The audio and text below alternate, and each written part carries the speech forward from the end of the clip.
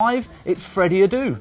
The Championship Manager database geniuses got a sniff of young Freddie when DC United drafted him in 2004, aged just 14. Never once to sit on the fence, they predicted great things for Adu and set his stats to evolve into a world-beating superstar by the time he was scarcely out of short pants. It was always going to be tough for young Freddie to live up to that kind of hype, and unfortunately he struggled to match his in-game prowess. He's now playing for his 13th club, the Tampa Bay Rowdies, in the North American Soccer League. By any objective standard, he's had an interesting, if underwhelming, career, but Championship Manager's ridiculously high bar ruined Freddie for all of us. At 4, it's Cherno Samba. Cherno was another who was tipped for the top aged 14.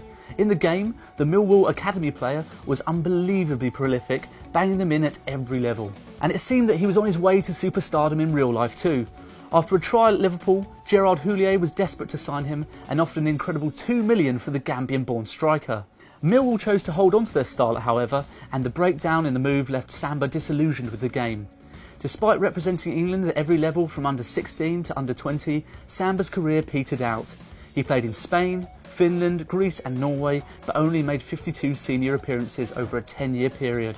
Despite that, he's still loved by football fans the world over for his brilliance in the alternative universe of Football Manager. At 3, it's Mark Kerr. Mark Kerr was as good a box-to-box midfielder as you could possibly find in Championship Manager. The player who could be snapped up from Falkirk on the cheap and would never fail to impress, whether you were playing with Barnsley or Barcelona.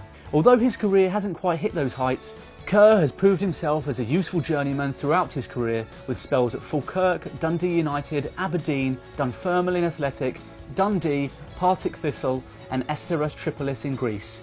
Kerr is now back playing for Falkirk, trying to help the team to reach the SPL. At 2, it's the man with the greatest name in football, Tonton Zolo Makoko. Back when playing Championship Manager 0102, the routine was always the same when starting a new game. Sign Tonton from Derby County for peanuts, stick him in behind your front two and sit back as the goals rain down. Rams fans must have thought they had a right gem on their hands as Makoko honed his trade in their youth system for 3 years. However, a combination of personal problems and unfortunate timing meant that he never got a chance to strut his stuff in England. He ended up floating around the lower divisions in Sweden and Europe for a couple of seasons, occasionally getting calls from avid CM fans who wanted to know whether he was finally going to get the big move he so deserved. I've no idea where he is now, but I hope he's still playing in the hole and banging in the goals. And at number 1, it's Kennedy. If you had an obsession with purchasing players who played across the attacking midfield positions, none were more versatile than Kennedy Bakircioglu. Kennedy banged in the goals from behind the strikers with consummate ease. Starting off at Hammarby, he was frequently my first purchase in the game and never ever let me down. In the real world, Bakircioglu hasn't done too badly either.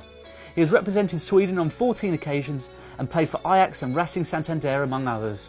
He's now back at Hammarby and we were lucky enough to speak with him for our documentary earlier this year. He is a true cult hero in Stockholm.